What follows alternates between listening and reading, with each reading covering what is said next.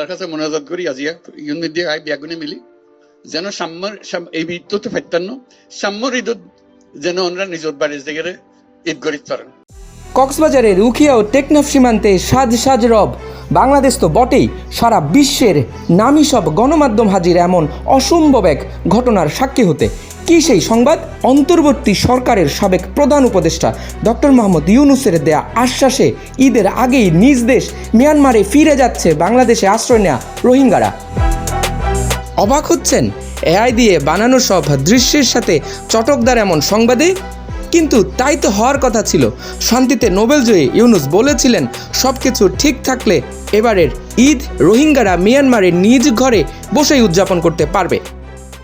কিন্তু সময় যত ঘনিয়ে আসছে রোহিঙ্গা প্রত্যাবর্ষণে তার সে প্রতিশ্রুতি কতটা যে অলীক ছিল সেটা এখন সবার কাছে আলোচনা আর হাস্যরসের বিষয়ে পরিণত হয়েছে।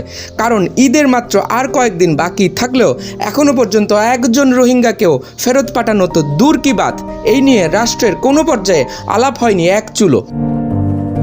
গত বছরের 14 মার্চ রোহিঙ্গা শিবির পরিদর্শনে যান তৎকালীন প্রধান উপদেষ্টা ডক্টর মোহাম্মদ ইউনূস। সাথে নিয়েছিলেন জাতিসংঘের মহাসচিব আন্তোনিও গুতেরেসকেও। তখনই তিনি রোহিঙ্গা প্রত্যাবর্ষণ নিয়ে আশাবাদ ব্যক্ত করেছিলেন। ঘটা করে রোহিঙ্গাদের সাথে করেছিলেন ইফতার।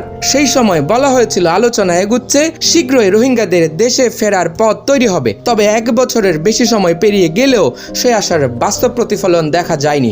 বরং এই সময়ের মধ্যে নতুন করে 1.5 লাখেরও বেশি রোহিঙ্গার ঢল এসেছে বাংলাদেশে।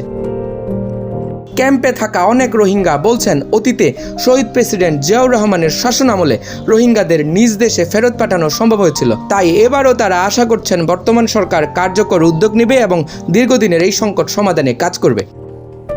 এদিকে মিয়ানমার থেকে আসা 12 লাখেরও বেশি রোহিঙ্গাকে আশ্রয় দেয় বাংলাদেশের উপর অসহনীয় বোঝা তৈরি হয়েছে বলে জানিয়েছেন পররাষ্ট্রমন্ত্রী ডক্টর খলিলুর রহমান। সম্প্রতি লন্ডনের ল্যাঙ্কাস্টার হাউসে আয়োজিত 26তম কমনওয়েলথ পররাষ্ট্রমন্ত্রী পর্যায়ের বৈঠকে তিনি একথা বলেন। যদিও খলিলুর রহমান নিজে সদ্যবিদায়ী অন্তর্বর্তী সরকারের খুব গুরুত্বপূর্ণ অংশই ছিলেন।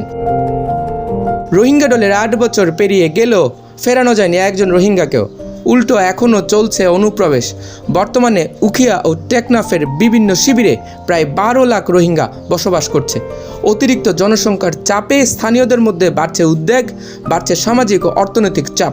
তাই দীর্ঘদিনের এই সংকট থেকে মুক্তি পেতে দ্রুত ও কার্যকর পদক্ষেপ নেওয়ার দাবি জানিয়েছেন রোহিঙ্গারা এবং স্থানীয় বাসিন্দারা। বিশ্লেষকরা মনে করেন রোহিঙ্গাদের নিজ দেশে ফেরাতে আগের চ্যালেঞ্জের সঙ্গে যুক্ত হয়েছে নতুন আরও অনেক সংকট, যা প্রত্যাবর্ষণ প্রক্রিয়াকে জটিল করে তুলেছে।